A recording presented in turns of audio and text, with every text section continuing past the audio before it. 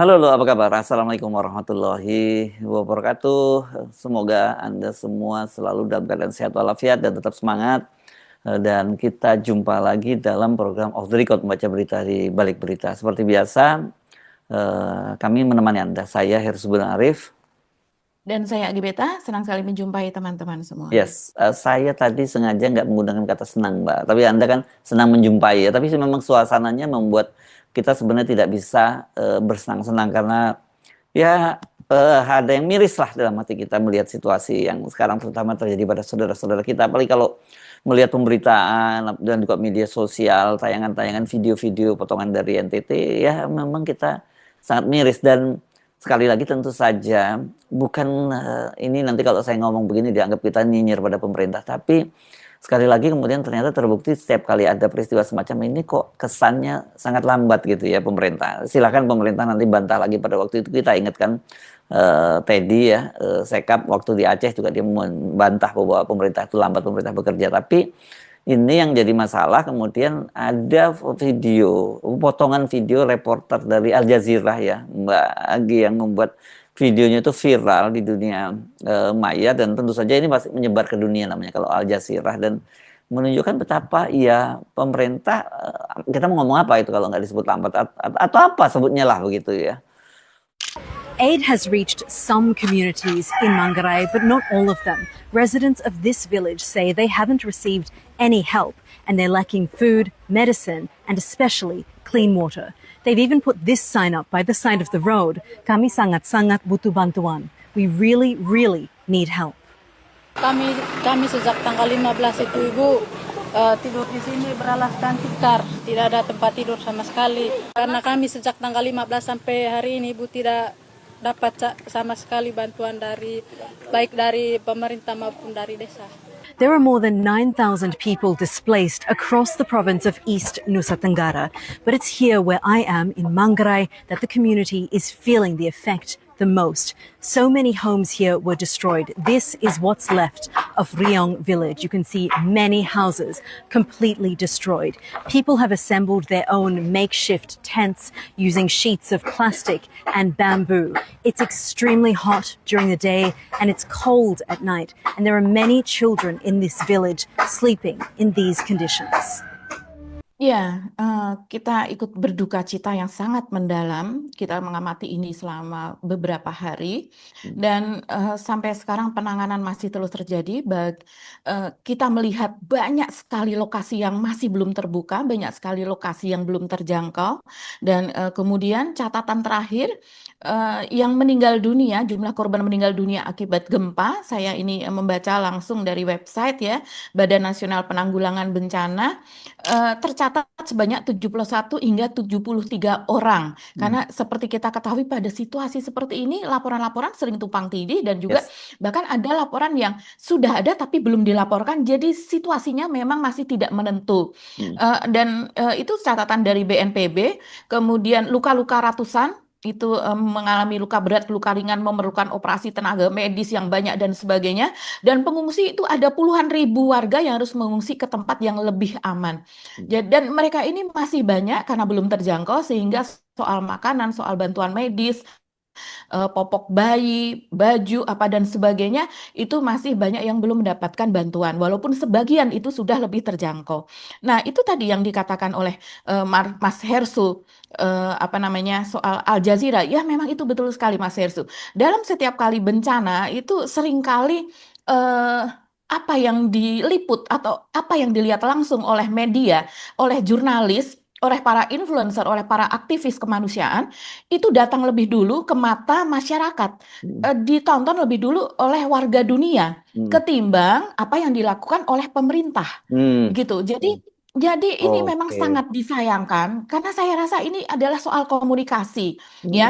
Karena bukan saya membela pemerintah, tapi pada kenyataannya saya Hmm. melihat langsung ke misalnya ke Facebook atau ke Instagram yang saya cari saja dimiliki oleh warga sekitar Labuan Bajo misalnya, oleh warga NTT.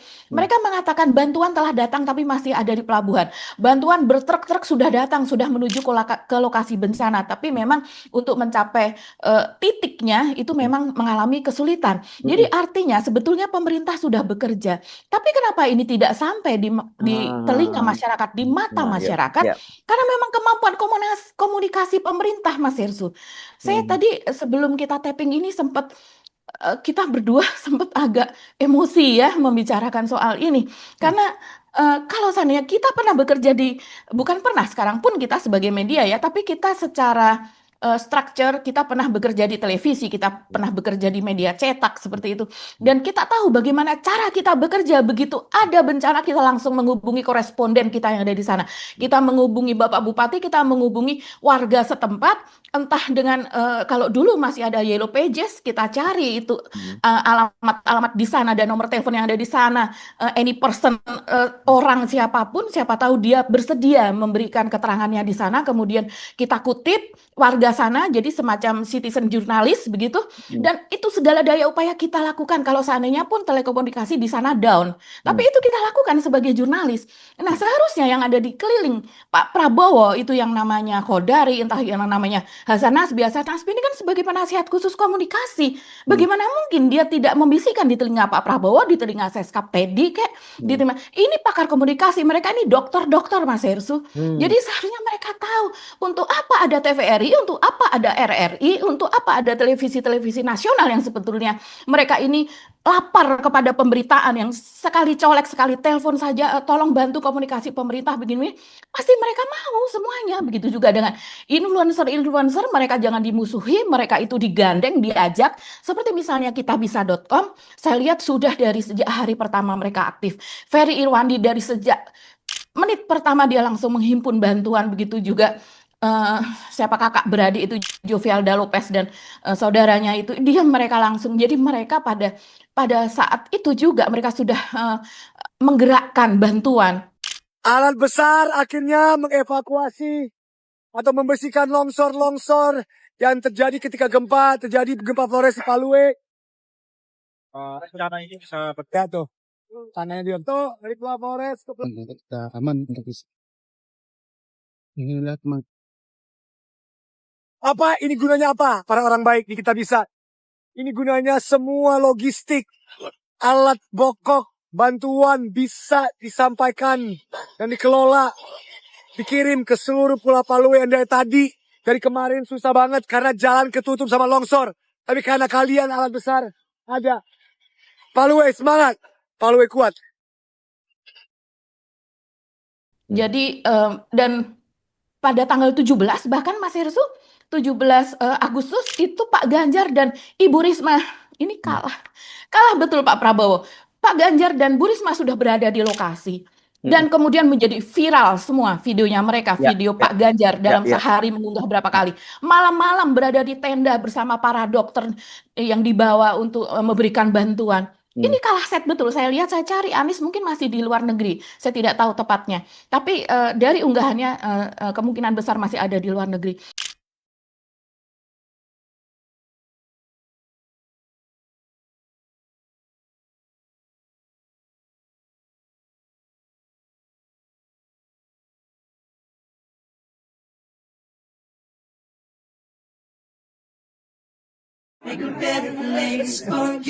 Nah, kesehatan nanti mungkin bisa diarahkan kalau ada warga yang sakit bisa datang ke sini, nggak apa-apa. Kalau nggak bisa, tim kesehatan ke sana. Ya, bawa contekan obat. apa itu? Data ya. Berapa kakak yang kena?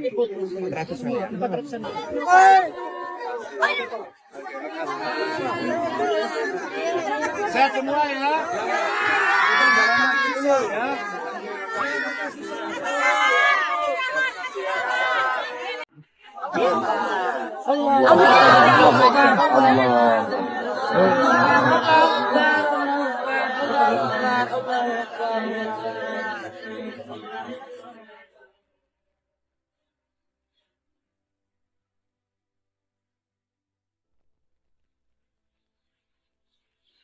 Jadi sekarang ngungsinya di sini. Siapa di sini dekat gunung di sini. Oh, ini ya? Ya, ini semua tenda-tenda nih. Oh, ada bayi. Ya, ini. Berapa bulan? 2 bulan. 2 bulan. Sudah dikasih obat. Oh, udah diperiksa baru saja. Oh iya, itu dokter kita yang tadi itu. Sudah 7 kali dari maghrib. Nah, ini pentingnya tetap kita berjaga dulu. Kita juga pantau hampir tiap hari, titiknya memang ada di sini. Jadi sehari kayak gonjangan seperti ini tadi Puluhan kali. Kenapa kemarin? Menyelamatkan istri. Matanya jatuh. Kenapa? Oh, Bapak tutup begini ya? Sehat-sehat semua ya.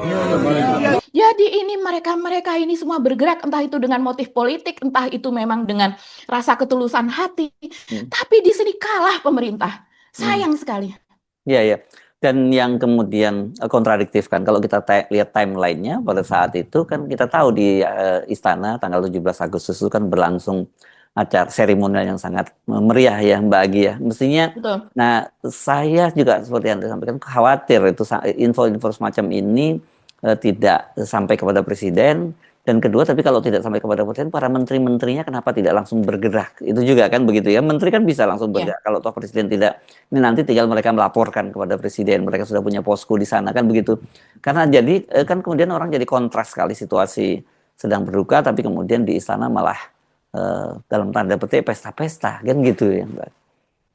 Iya betul, apalagi ini yang menjadi viral adalah doa dari Menteri Agama Nasaruddin Umar yang tidak menyebut sama sekali, tidak mention sama sekali korban gempa, korban kebakaran hutan di Kalimantan yang jangan salah, ini juga rame betul sebetulnya di media sosial. Coba cari media-media lokal di sana yang hampir tiap hari mengunggah video dan juga mengunggah gambar-gambar, foto-foto bagaimana itu anak-anak sekolah berangkat sekolah itu dengan hanya jarak pandang beberapa meter saja. Yang kalau tiba-tiba dari asap yang putih yang menghalangi visibility mereka itu kemudian tiba-tiba ada motor yang bergerak begitu ya menuju mereka pun tidak akan melihat begitu. Jadi betul-betul kondisi yang sangat memprihatinkan itu tidak didoakan sama sekali. Begitu juga dengan bencana NTT tidak di-mention, malah justru pencapaian presiden yang bahkan persentase masuk ke dalam doa yang disebut sebagai doa statistik begitu. Jadi sekeliling presiden memang tidak Mas, mereka memikirkan mungkin jabatan yang berikutnya, jangan sampai di-reshuffle dan sebagainya. Sehingga bukan memberikan advice yang terbaik untuk presiden, terutama di bidang komunikasi. Sedikit lagi, Mas Hersu. Seharusnya banyak juga nggak apa-apa, silakan. Ya, sebanyak-banyaknya. Pada tanggal 15 itu terjadi bencana. Kemudian kita ulang tahun hari kemerdekaan di Istana pada tanggal 17 Agustus tentu saja. Dan masih berselang 2 hari, tapi selama 2 hari itu apa yang mereka lakukan? Seharusnya 2 hari itu. Pada hari pertama tanggal 15 pun kemudian walaupun belum ada kamera di tempat bencana, tapi Presiden berikanlah jalan untuk berkomunikasi dengan rakyat yang ada di sana. Ya itu TVRI, RRI, BNPB semuanya, Basarnas kerahkan, diperintahkan yang bekerja sama bukan yang bekerja siapa? Bukan presiden, itu menteri koordinator dan sebagainya yang ada di bawahnya, Menko dan juga menteri yang terkait langsung pergi ke sana dengan inisiatif bilang kepada Mensesnek, laporkan kepada presiden saya akan berada di lokasi nanti tanggal 17 saya sudah ikut upacara lagi. Dan pada tanggal 15 seharusnya sudah ada komunikasi presiden secara langsung, secara daring dan kemudian itu di-upload di sekretariat presiden dan kemudian terlihat di situ betapa presiden itu aware, mendengar dan tahu. Jadi komunikasi dengan gubernur, dengan para bupati, dengan apa, walaupun mungkin terputus-putus karena kendala komunikasi, tapi itulah berita yang sebenarnya. Itulah berita yang ditunggu dan orang akan mencintai presiden. Karena ini kan peristiwanya tanggal 15 Agustus. Saya coba turunin nada suara saya ya, karena Mbak Agi memang lagi emosi banget kayaknya. Itu kan terjadi pada tanggal 15 Agustus dan itu pada fajar. Pagi hari. 4:58. Jadi artinya itu sudah pagi hari ya, sudah pagi hari. Dan artinya waktu itu yang sangat panjang dan kita benar seperti Mbak Agi sampaikan NTT itu kan bukan daerah terisolir banget yang komunikasinya terputus karena kita langsung mendapatkan informasi itu kan pada saat itu juga gitu. Nah, kenapa hal itu sampai sekarang berlangsung dan kemudian wartawan harus menanyakan kepada Mensesnek kapan presiden ke sana gitu ya, dan itu padahal kemudian yang lebih menyedihkan adalah banyak negara-negara sahabat itu yang sudah menyampaikan akan mengirimkan bantuan, dan yang saya kira pasti akan banyak dapat sorotan bagaimana Presiden Iran sendiri pun sudah menyatakan mereka menyampaikan sukacita dan juga siap mengirimkan bantuan. Kan itu yang sebenarnya ini sekali lagi ini kita mesti melihat bahwa ada yang salah ini dengan pemerintahan kita, ada komunikasinya nggak jalan gitu ya Mbak Agi ya, nggak. Dan kemudian saya lagi bertanya-tanya, apa sesungguhnya yang terjadi? Apakah sampai tanggal 17 itu Pak Prabowo tidak mendapatkan update tentang ini begitu sehingga tetap acara di istana itu berlangsung? Harusnya acara di istana tetap berlangsung nggak apa-apa, tapi berlangsung lebih hikmat gitu ya, lebih tenang, menuju ada ucapan bela sungkawa di situ gitu ya Mbak Agi. Dan seperti Anda sebutkan tadi, Menteri Agama terus mestinya memimpin doa untuk mendoakan saudara-saudara kita yang terkena bencana, kan mestinya begitu ya Mbak Agi, bukan malah kemudian banyak sekali artis-artis, kemudian banyak juga anggota DPR yang jadi artis yang juga nyanyi-nyanyi di sana.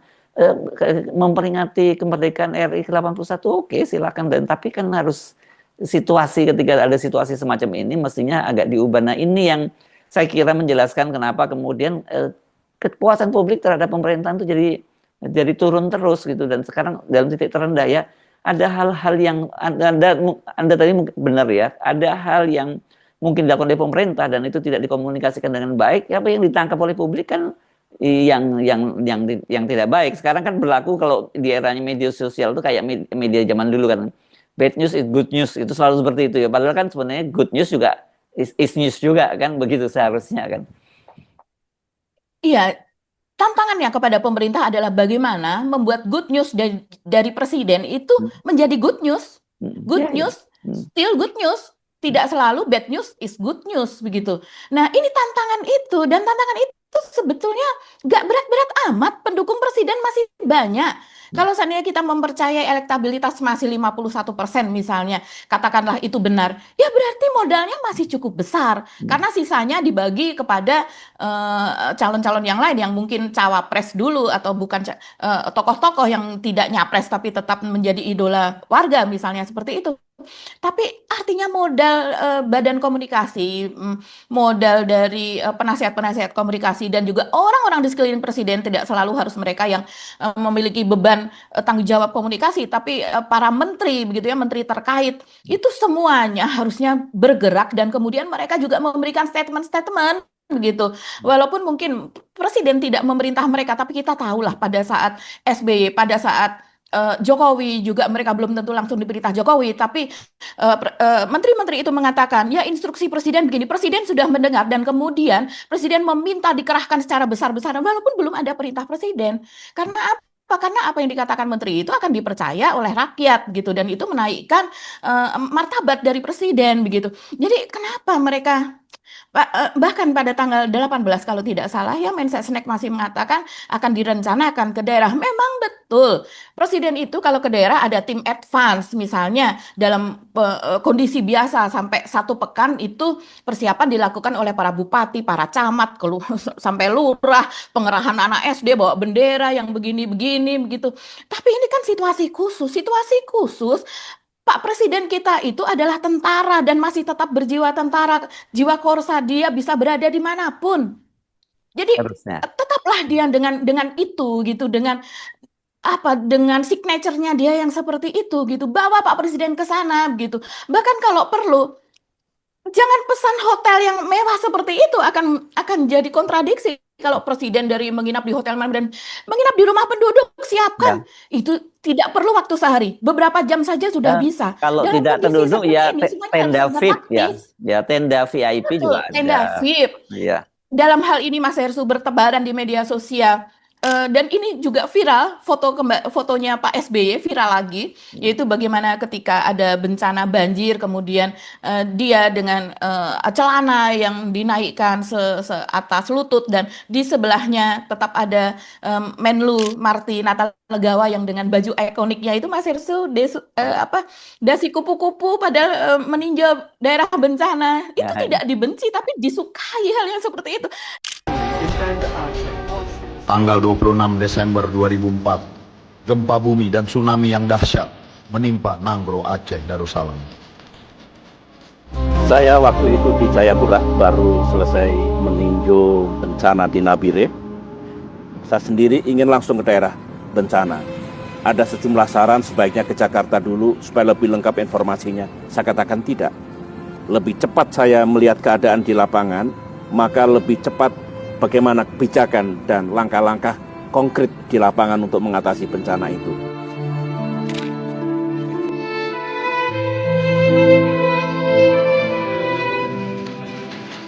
SBY menetapkan 4 langkah terpadu, yaitu perbaikan komunikasi, distribusi bahan logistik dan obat-obatan, relokasi pengungsi, dan pencarian orang hilang dan jenazah. Kita akan membantu semuanya, kita datang untuk membantu, ya membantu makanan, pakaian, obat-obatan, nanti rumah-rumah akan kita perbaiki ya.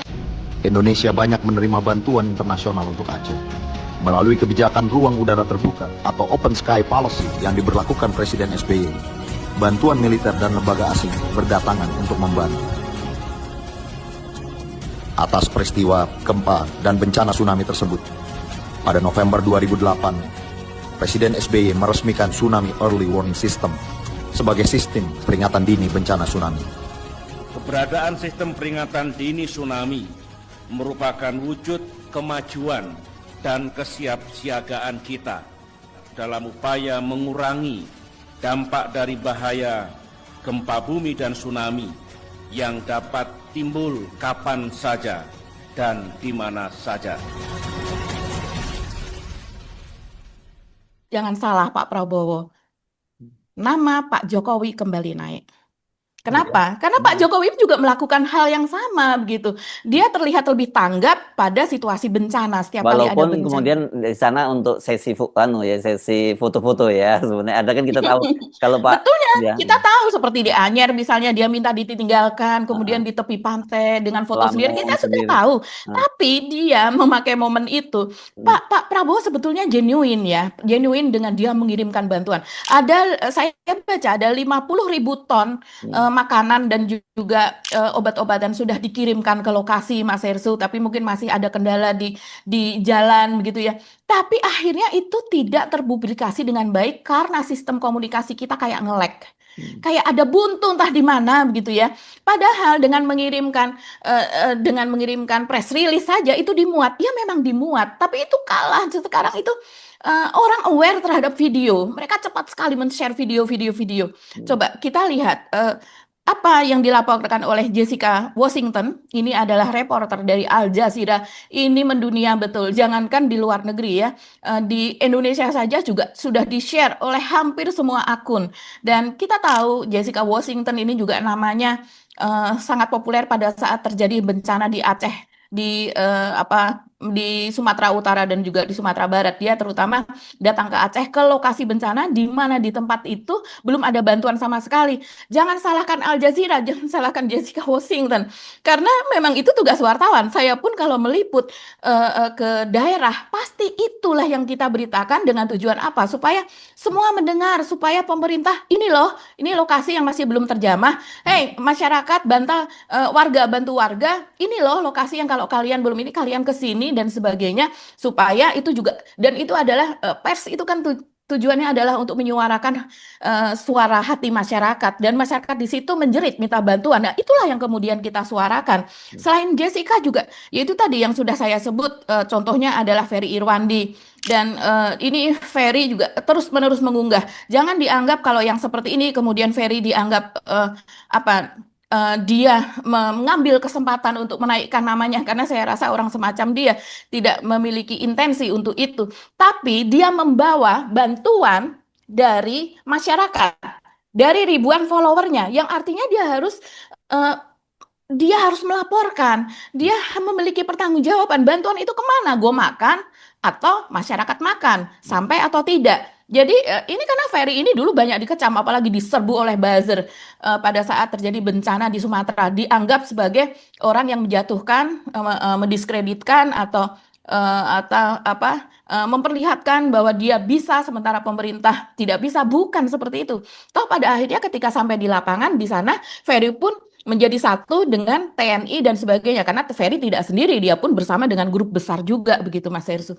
Halo semua, kita udah di Kabupaten Manggarai Barat. Ini kita menuju Manggarai Timur ke beberapa daerah yang sudah kita terima informasinya. Salah satunya kita bakal ke Cibal juga, kita bakal ke Ruteng, kita bakal ke beberapa kecamatan dan desa yang emang saat ini butuh bantuan, dan perjalanan dari sini mungkin memakan waktu sekitar 4 jam ya, usaha untuk mendistribusikan bantuan yang udah teman-teman berikan.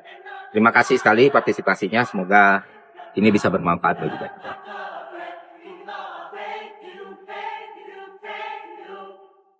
Ini semua terus kemudian yang dibaca oleh masyarakat sebagai hal yang loh dari luar saja itu aware loh, ini kemana pemerintah kita gitu. Apalagi dari Iran. Iran ini termasuk presidennya, termasuk kepala negara yang awal-awal sekali memberikan ungkapan duka cita kepada Indonesia.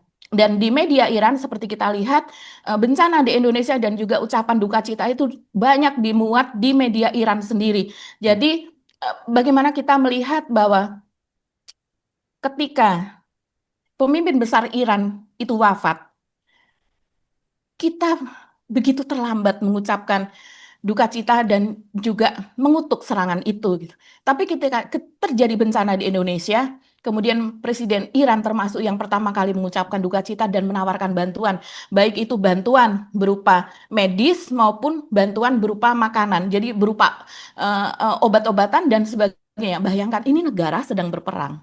Negara sedang berperang, kok bisa-bisanya dia menawarkan orangnya juga untuk ke Indonesia, dokternya misalnya atau tenaga kesehatannya, dan kemudian juga menawarkan bantuan yang biasanya bantuan dari luar negeri itu cukup besar juga Mas Hersu, bisa sampai miliaran, beberapa miliar atau bahkan puluhan miliar, dan biasanya kalau sudah kita terbuka bertahap mereka mengirimkannya. Jadi dalam hal ini tidak heran kalau kemudian itu ditanggapi dengan sikap gembira dari rakyat Indonesia. Saya memotret itu dari komentar-komentar teman-teman di sebagai netizen di warganet, dan kemudian tapi juga akhirnya berimbas kepada Pak Prabowo. Pak Prabowo ini dari luar Iran saja sudah begini, Presiden Cina juga, terus kemudian dari Korea Selatan juga. Korea Selatan ini cukup viral juga karena berupa surat begitu ya, dan dia mengatakan bahwa saya percaya di bawah Presiden Prabowo maka penanganan banjir ini akan penanganan gempa bumi ini dapat ditangani dengan sebaik-baiknya. Dia mengatakan seperti itu, dan dijawab oleh netizen, saya aja nggak percaya kok Presiden Korea Selatan percaya. Aduh, netizen kita itu ya begitulah netizen kalau sudah mereka kecewa begitu ya Mas Hersu. Coba saya lihat ya, ini beneran kecewa nggak sih ini netizen? Coba saya lihat apa yang dikatakan oleh rakyat dan gusar. Ini contohnya adalah Afzul Fikar.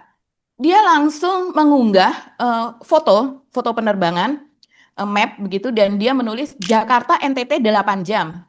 Masih dipikir-pikir, mager, open donasi. Jakarta Paris 16 jam, 4 kali kunjungan, semangat, dan memakai duit APBN. Ini banyak sekali yang mengucapkan atau memotret hal ini, membandingkan hal ini ya, bagaimana ke Paris saja bisa 4 kali jalan ke sana tanpa ada kendala begitu ya, tanpa ada mikir-mikir begitu. Tapi untuk di Indonesia, di negara sendiri yang aman seperti ini masih ragu-ragu. Saya rasa bukan soal aman, tapi memang seperti kata Mensesnek, jadi pemberangkatan atau kepergian perjalanan presiden itu memang memerlukan waktu perencanaan, tapi juga bukan waktu perencanaan sampai tanggal 15 terjadi dan kemudian sampai tanggal beberapa hari setelahnya, tanggal 20 itu masih dalam perencanaan gitu ya. Jangan sampai terjadi seperti itu begitu. Nah, ada lagi yang mengatakan seperti ini, apaan 8 jam? Gue ke NTT, ke kabupaten yang harus transit pesawat 2 kali, nggak nyampe 6 jam. Malah kalau direct ke Kupang, nggak nyampe 3 jam.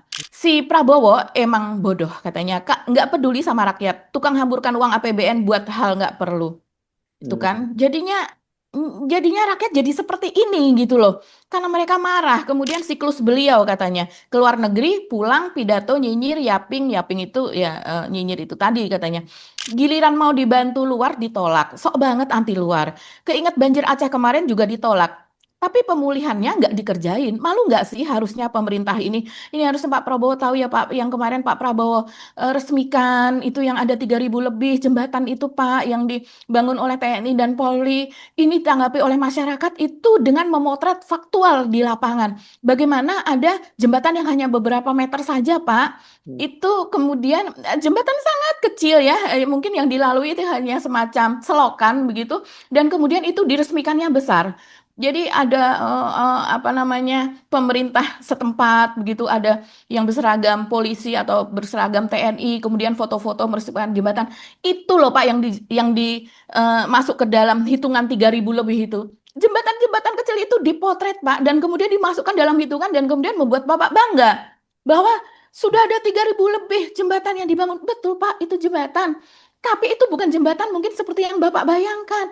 Itu hanya dilalui pejalan kaki atau motor saja, dan itu sangat-sangat kecil. Itu banyak sekali bertebaran dari berbagai pelosok Indonesia. Karena itu dipotret, ada yang meresmikan, akhirnya mereka beranggapan ini sebagai bukti nih, bukti lapangan bahwa sudah dibangun jembatan. Masukkanlah ke dalam 3.000 sekian itu. Kemudian ada juga yang mengatakan Prabowo ini dipilih oleh 61,8% masyarakat NTT. Dan kemudian di situ dilihat apa namanya, gambar-gambarnya ya, bagaimana Prabowo menang di NTT. Ada juga Prabowo Gibran unggul di 7 provinsi. Akhirnya semuanya itu diungkapkan. Kemerdekaanku gini amat tahun ini, hutan Kalimantan kebakaran, gempa NTT memakan korban, pemerintahku joget-joget, woi sakit hati ya Allah katanya. Iya, saya pun juga terkejut ya. Begini kalau saya melihat Mas Hersu, tanggal 15 itu terjadi bencana di NTT, tanggal 17 kita tadi sudah ucapkan 2 hari, ada waktu 2 hari. Selama 2 hari karena tanggal 17 kita sudah tahu rundown-nya itu pasti ada nyanyi. Ya walaupun tidak semeriah seperti Pak Jokowi dulu, tapi pasti ada acara yang kita semua meluapkan rasa kegembiraan gitu ya, merayakan hari ulang tahun kemerdekaan. Nah, itu bisa bisa lebih dimaklumi kalau selama 2 hari itu Pak Prabowo beberapa kali melakukan siaran langsung untuk memantau penanganan gempa di NTT begitu. Ambil warga kemudian berbincang dengan Pak Prabowo. Pak Prabowo belum berada di sana, tapi jiwanya ada di sana. Kita bisa mengatakan seperti itu. Dan itu bisa dilakukan oleh siapa? Oleh sekelilingnya. Karena Pak Prabowo tidak tahu secara teknis bagaimana melakukan hal itu kan. Pak Prabowo ini sudah sepuh. Jadi presidennya memang Prabowo, tapi secara teknis ini harusnya supporting oleh orang-orang sekelilingnya yang mengetahui hal secara teknis yang seperti itu.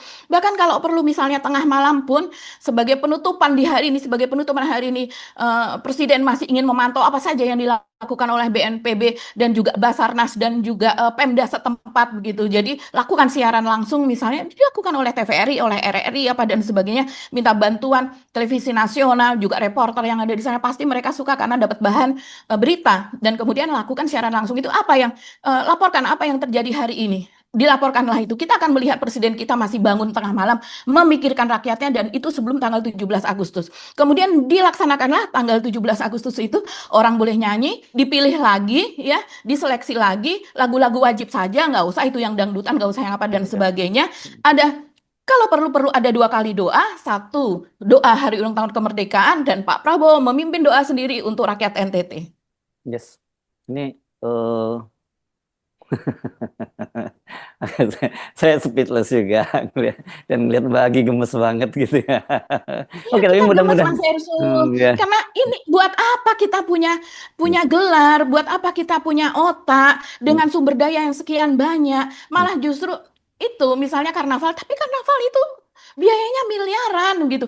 Di IKN saja Basuki kan mengatakan bahwa biaya upacara di IKN hanya untuk supaya terlihat bahwa IKN itu hidup, itu berapa miliar? Saya lupa, 2 miliar atau 3 miliar. Jadi cukup besar. Karena apa? Karena katanya sudah ada yang menginap 2 pekan sebelumnya apa dan sebagainya, tamu-tamu berdatangan, bayangkan.